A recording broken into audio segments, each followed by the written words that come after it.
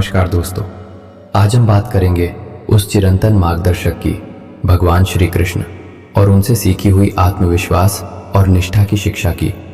जीवन में कभी निराशा आएगी, कभी डर होगा, कभी संदेह होगा, ये सब स्वाभाविक है। लेकिन श्री कृष्ण हमें सिखाते हैं, समस्याएं न हो तो विकास भी नहीं होता। श्री कृष्ण कहते हैं, जो स्वयं पर विश्वास करता है उसके साथ स्वयं भगवान होते हैं। जिस दिन तुम विश्वास करोगे मैं कर सकता हूं, उसी दिन तो विजय तुम्हारी तरफ बढ़ना शुरू कर देती है। हार तब होती है जब तुम अपना आत्मविश्वास खो देते हो। कृष्ण अर्जुन को युद्ध में उतरने कहते हैं क्योंकि उन्हें अर्जुन की क्षमता पर विश्वास था। लेकिन सवाल यह है, क्या अर्जुन खुद पर विश्वास कर रहा था? एक सरल बात, जीवन एक युद्ध भूमि है और जीतने के लिए सबसे पहले स्वयं को पहचानना जरूरी है। तुम कितने भी प्रतिभाशाली हो, यदि तुम खुद पर संदेह करोगे तो तुम्हारी प्रतिभा व्यर्थ हो जाएगी। श्री कृष्ण कहते हैं, यदि तुम खुद को छोटा समझते हो तो अपने भीतर की शक्ति को खोजो, भगवान तुम्हारे अंदर ही बसते हैं। अब बात करते हैं निष्ठा या डेडिकेशन की। श्री कृष्ण ने कहा था, हर काम को पूर्णता से करो, चाहे वो छोटा हो या बड़ा।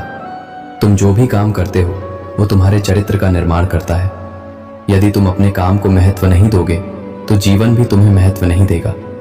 जैसे एक किसान बीज बोने के बाद रोज पौधे की देखभाल करता है, तब जाकर फल मिलता है, वैसे ही प्रयास प्लस धैर्य इक्वल तो सफलता का सूत्र। एक और गहरी शिक्षा, श्री कृष्ण कभी भी फल के लोभ में काम करने को नहीं कहते, लेकिन काम को छोड़ने भी नहीं कहते। कर्म करो लेकिन लोभ से नहीं, निष्ठा रखो, अहंकार से नहीं। यदि तुम निरंतर प्रयास करोगे तो सफलता एक दिन जरूर मिलेगी, लेकिन वो सफलता तुम्हें अगले संघर्ष के लिए भी तैयार करेगी, क्योंकि जीवन एक प्रक्रिया है, अंत नहीं। तो आज से कुछ बातें याद रखो।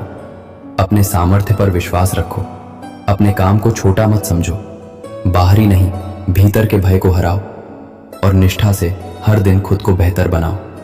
श्री कृष्ण आज भी हमें सिखाते हैं, तुम जैसा सोचते हो तुम वैसा ही बन जाते हो।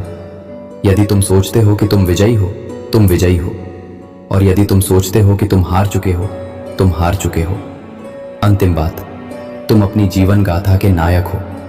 श्री कृष्ण मार्ग दिखाते हैं, लेकिन चलना तुम्हें स्वयं पड़ेगा। धन्यवाद। जय श्री कृष्ण।